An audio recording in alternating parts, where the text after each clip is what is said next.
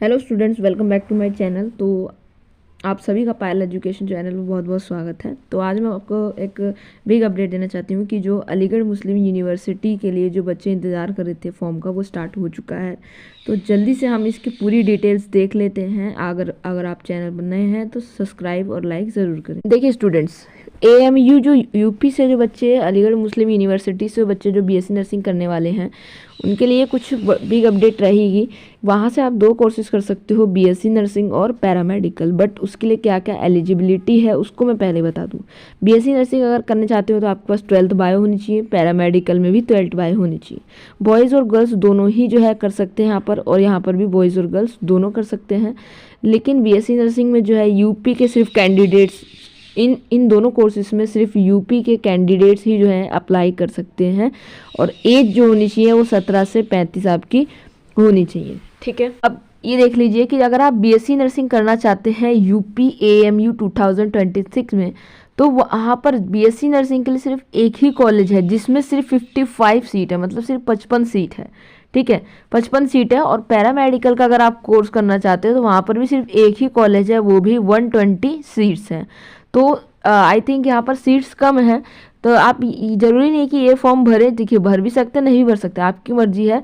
But UP CNET का form भी ज़रूर भरें। इसके साथ अगर आप भरना चाहते हैं तो इसको भी भर सकते हो।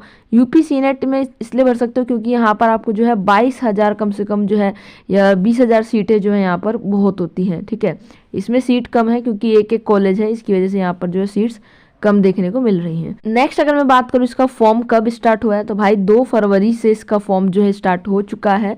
ठीक है, मैंने पहले भी आपको इन्फॉर्म कर दिया था कि 2 फरवरी से इसका फॉर्म स्टार्ट हो गया है। 28 फरवरी तक चलेगा दोनों के लिए, BSc नर्सिंग या फिर पैरामेडिकल। आप दोनों में से कोई सा भी भरना भर सकते हो, दोनों भरना है तो भर सकते हो। ठीक है, कौन सी साइट पर आपको जाके मिलेगा, तो आप जब www.amucontrollerexam.com जब डालेंगे तो आपको फर्स्ट साइट खुलेगी, उसी साइट पर आपको जो है फॉर्म रजिस्ट्रेशन इज लाइव ये लिख कर आ जाएगा। ठीक है, अगर आपको फॉर्म वगैरह भरने में कोई भी प्रॉब्लम है या फॉर्म नहीं भर पा रहे हो तो मुझे इस नंबर पे आप व्हाट्सअप कर सकते हो और अपना जो है मुझे डिटेल्स भेज दीजिए, मैं आपका फॉर्म वगैरह भर दूंगी। ठीक है, बट चैनल को सब्सक्राइब करना मत भूलिए। अब अगर आप BSc नर्सिंग या पैरामेडिकल करते हो तो भाई उसके लिए पेपर पैटर्न पता होना चाहिए। ठीक है, तो BSc नर्सिंग अगर आप करते हो तो वहाँ पर 100 MCQs आपको देखने को मिलेंगी, 100 मार्क के जो हैं होंगे, मतलब एक क्वेश्चन 1 मार्क का यहाँ पर होता है। BSc नर्सिंग का पैटर्न है ये। BSc नर्सिंग में कौन कौन से सब्जेक्ट आएंगे, बायोलॉजी आएगी, केमिस्ट्री आएगी, फिजिक्स आएगा, इंग्लिश और नर्सिंग एप्टीट्यूड आएगा। ठीक है, अब आप खुद देख सकते हो कि 100 MCQ है 100 मार्क के, तो ये 20 नंबर की आपकी बायोलॉजी आएगी, 20 नंबर की आपकी केमिस्ट्री आएगी, 20 नंबर की फिजिक्स, 20 नंबर की इंग्लिश, 20 नंबर की नर्सिंग एप्टीट्यूड। ठीक है, अब पैरामेडिकल की बात करें तो यहाँ पर भी 100 MCQ है और 100 मार्क का है। बट यहाँ पर सबसे ज़्यादा वेटेज किसका है, बायोलॉजी का है। ठीक है, 50 जो है बायोलॉजी के क्वेश्चन आएंगे, 25 केमिस्ट्री के क्वेश्चन आएंगे।